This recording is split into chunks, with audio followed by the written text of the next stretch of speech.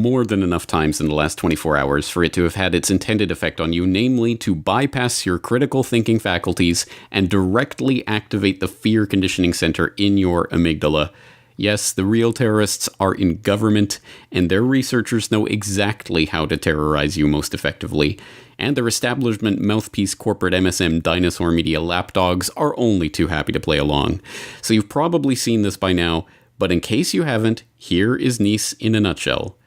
As you may remember, in the wake of the Paris false flag attacks last year, France suspended its constitution as President Hollande declared a state of emergency. L'état d'urgence sera décrété, ce qui veut dire que certains lieux seront fermés, la circulation pourra être interdite et il y aura également des perquisitions qui pourront être décidées dans toute l'Île-de-France. Less than 12 hours before the Nice attack, in a Bastille Day interview, Hollande promised to end that state of emergency. Et je veux donc dire très clairement aux Français qu'on ne peut pas prolonger l'état d'urgence éternellement, ça n'aurait aucun sens. Ça veut dire que nous ne serions plus une république avec un droit qui pourrait s'appliquer en toutes circonstances. And now, just hours after the attack, here he is with no choice but to extend the state of emergency. J'ai décidé que l'état d'urgence qui devait prendre fin le 26 juillet serait prolongé de 3 mois. Un projet de loi sera soumis au Parlement d'ici la semaine prochaine. Rien ne nous fera céder dans notre volonté de lutter contre le terrorisme. The French people want their republic back. A man drives a truck through a crowd of people. The French people don't want their republic back quite yet. Problem, reaction, solution, and the government wins again. As Hollande said himself, extending the state of emergency means France is no longer a republic with the rule of law.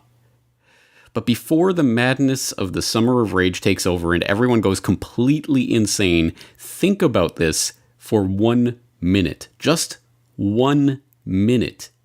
Even if we are to swallow the official narrative here, lock, stock, and barrel, that this was all the work of some lone wolf French resident Islamist who hates France for its freedoms and all the other baloney we've been fed through this entire war of terror, even if we take all of that for gospel truth, it still boils down to this.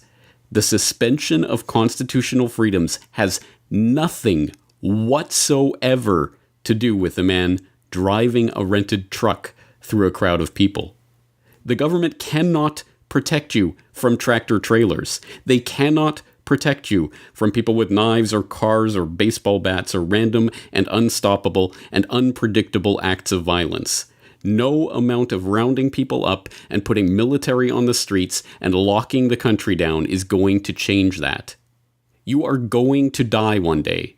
It may happen peacefully in your sleep when you're 136 years old, or you may get run over by a truck tomorrow. There are no guarantees, but you can be assured of this. Any government official that comes along promising that they can keep you safe and sound and swaddle you in the protective martial law arms of the military from all the bad men in the world are selling you a pile of steaming bullcrap. And sadly, so many people are willing to swallow that crap up and ask for seconds. People always turn to the government to keep them safe from the boogeymen that the government creates. No, scratch that. Children always turn to the government to keep them safe from the boogeymen. It is time to stop being children.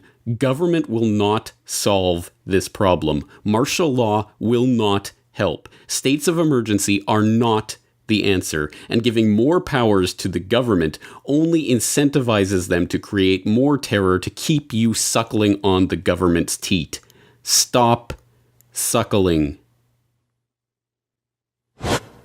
Those who have studied history know that nothing invigorates and empowers an authoritarian regime more than a spectacular act of violence, some sudden and senseless loss of life that allows the autocrat to stand on the smoking rubble and identify himself as the hero.